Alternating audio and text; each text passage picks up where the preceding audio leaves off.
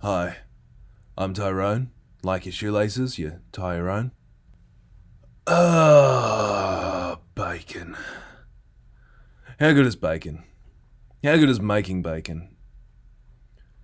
Chances are you don't know the answer to that question, which is why you're watching this video. Making bacon's pretty fun. What you'll need? Well, bacon. No, you're making it. What you'll need: pork belly or loin. If you can get them attached, all power to you. I don't like it when they're attached because it just takes up way too much room in my refrigerator. What you'll also need is salt and brown sugar. Mix your salt and brown sugar together. The specific amounts are coming up on screen.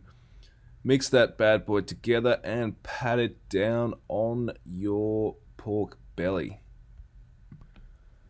Also, using my sick-ass editing wizardry, I'm going to put up a bunch of spices that you can add to your bacon. This is not an exhaustive list, it's just a few that I like. When making bacon, what you need to decide is whether you want to dry cure it or wet cure it.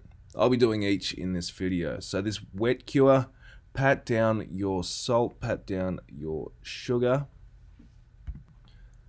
boil the jug and dissolve the rest of it in hot water before adding cold water to make it not hot.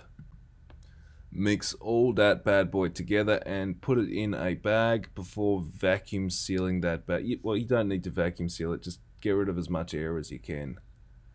I have a vacuum sealer, so I am going to use the vacuum sealer. The basics for bacon is just brown sugar and salt. So I'm going to be doing that both wet cure and dry cure. The dry cure, hey, my camera stopped recording, but it's exactly the same except without water. I put it in a Bain Marie container with a cooling rack on the bottom. That way, when the moisture from the pork belly comes out, it won't be still sitting in that. There's pros and cons to either wet curing or dry curing bacon. It's whatever you prefer, really. They taste a little bit different.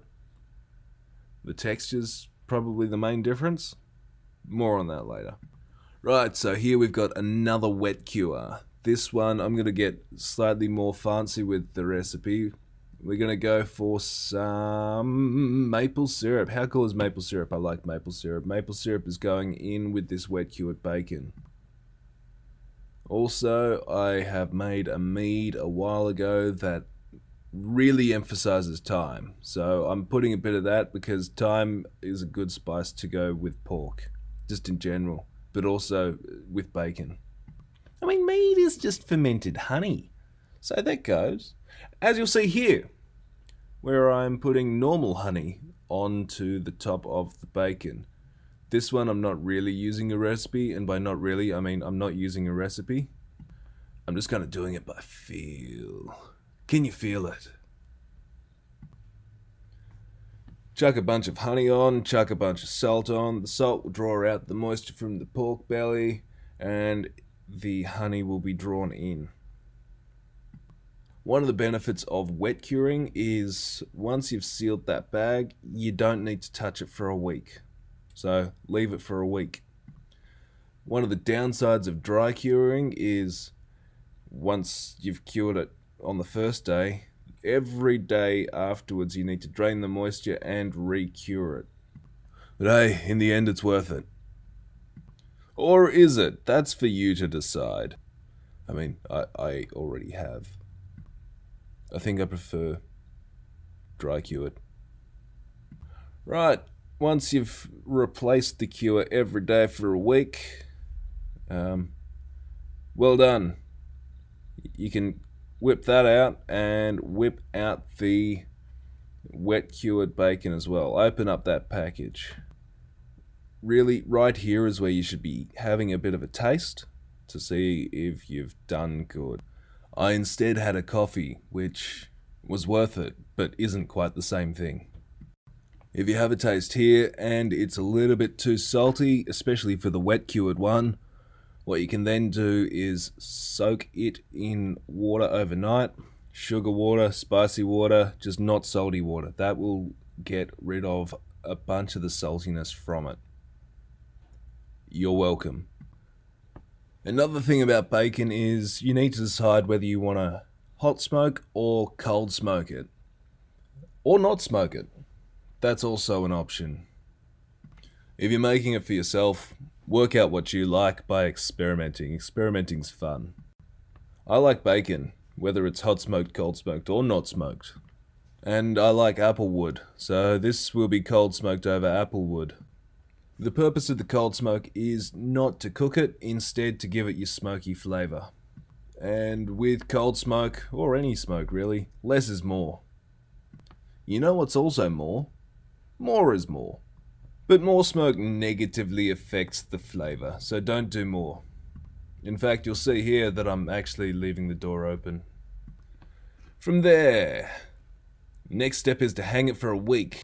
You don't need to wrap yours with a cheesecloth, but I have chosen to wrap mine with a cheesecloth. Once you have or haven't wrapped it with a cheesecloth, put in those meat hooks. If you've got the pig skin on, then it might be a little bit difficult. Use a drill if you need to. Or a knife. I didn't need a drill.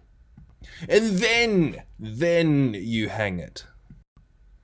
I choose to hang mine under the house, as you can see by it hanging under the house.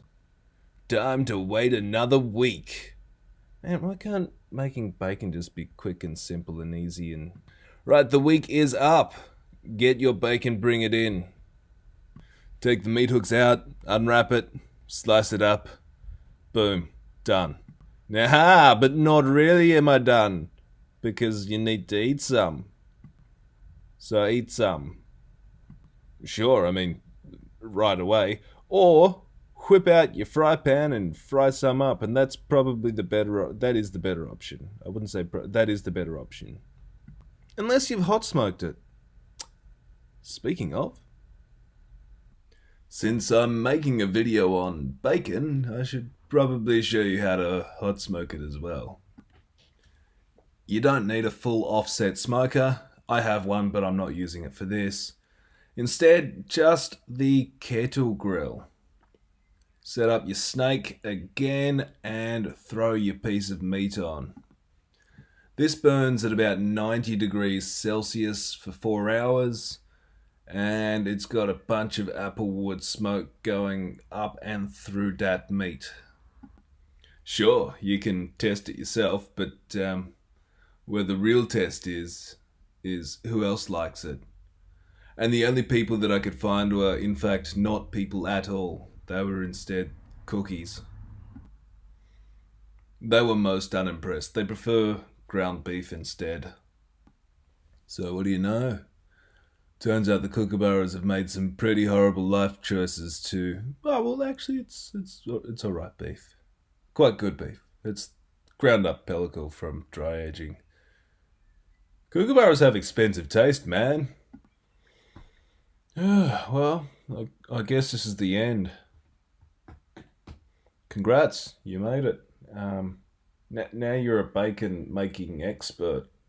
Even if you haven't made the bacon, you know the theory, and that's the really important part.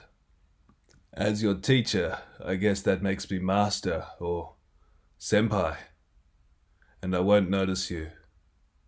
Well, I probably won't notice you, unless you like and subscribe and share and, copy the link and throw it on all of your social medias and try to get my attention, and that way I might notice you.